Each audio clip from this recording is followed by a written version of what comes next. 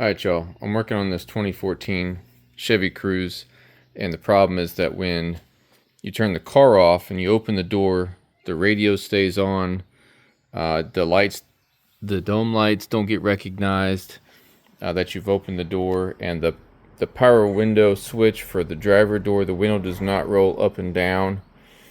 So going through diagnosing everything, I wanted to share what I found. Alright, first things first. So I've got the door lock actuator pulled out of its hole here. I'm gonna go ahead and shut it so the car thinks that the door is closed, thinking that it's latched on here. So I'm gonna go in here, just gonna put the car in the on position. Okay, it eventually turned on the music. I had to load my sync, the lights on up there. All right, so now I'm going to turn the car off. I'll pull the key out. Okay, I had to pause there for a second because something weird just happened. So I found the fix to the problem, so I put everything back the way it was. But what I'm finding now is that after I fixed it and put it back to the other way, now something is recognizing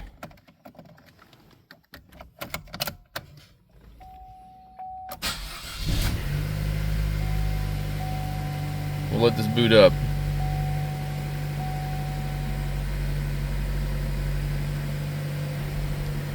Okay, so the stereo's on.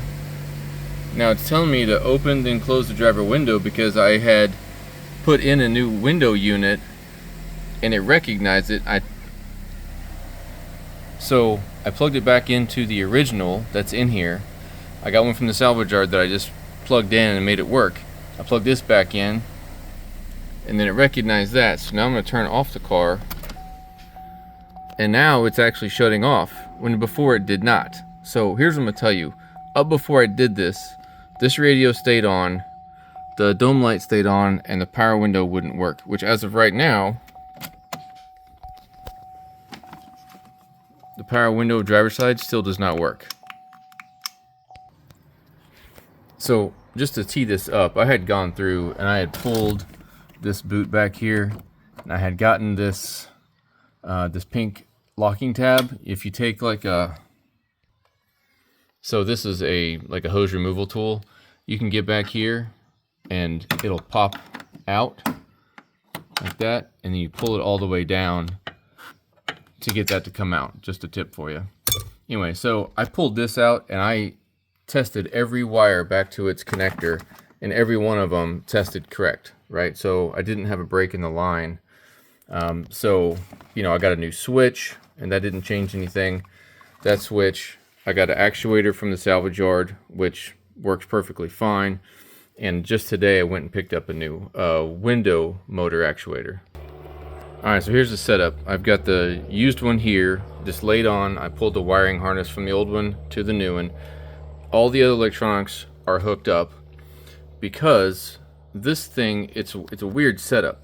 The power window motor helps to send the signal to or from the door lock actuator and the window switch. So it's all interconnected. You can't just necessarily replace one thing to fix it. You have to test them all. It's weird.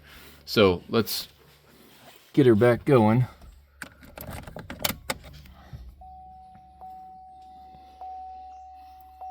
And the stereo will come on.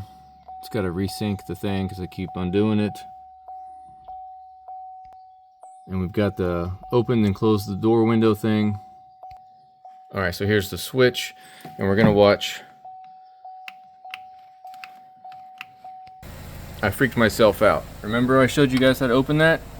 Close the damn thing back. Connectivity. Okay, so the window moves up and down now. And then when I turn the car off,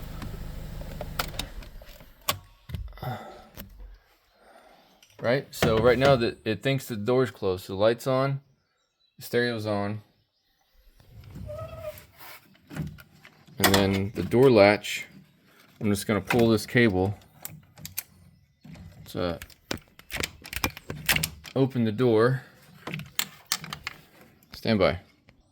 All right, so I'm gonna pull the door latch.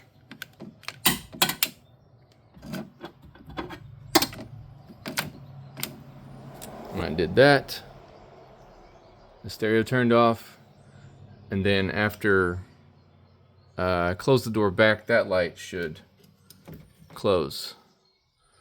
So I'm gonna close this, and then that light should turn off after, you know, whatever time frame that it needs, and then we should be good to go. So say all that to say this: the power window motor can cause the stereo to stay on in the car and drain your battery, because however it's all interlinked. See, the light went off up there now. So if you're pulling your hair out and you're doing all the stuff and you're testing everything, which, by the way, testing this power window motor on here, I don't have a clue how to do it. You know, I put positive, negative, wouldn't move. It's got all these other sensors that go with it. You know, controls. There's probably a signal wire that makes it move once it's powered. But before you completely throw the car away, maybe it's something as simple as just replacing this. So it's been me a few days trying to figure this thing out. So hopefully it helped you out, and the little tip on getting that guy out of there. But good luck. Appreciate it.